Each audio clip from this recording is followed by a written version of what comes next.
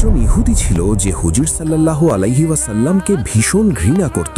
এমনকি কোথাও বইয়ের মধ্যে মুহাম্মদ নামটি লেখা দেখলেই সঙ্গে সঙ্গে তা মুছে ফেলত। কিন্তু যখন আল্লাহ তাকে হিদায়াত দান করলেন, তখন সেই একই নামের প্রতি তার এমন গভীর ভালোবাসা জন্ম নিল যে নবী করিম সাল্লাল্লাহু আলাইহি ওয়াসাল্লামের সঙ্গে সাক্ষাৎ করার উদ্দেশ্যে সে মদিনায় চলে এলো। সে হুজুর সাল্লাল্লাহু আলাইহি ওয়াসাল্লামের জিয়ারত করার জন্য খুবই ব্যাকুল ছিল। কিন্তু আফসোস, সে এমন সময়ে এসেছে যখন নবী করিম সাল্লাল্লাহু আলাইহি ওয়াসাল্লাম ইন্তেকাল করেছেন।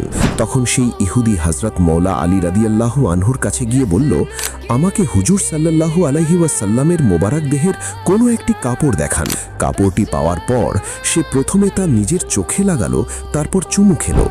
এরপর রওজায়ে মুবারকের কাছে গিয়ে সে কালেমা পাঠ করল।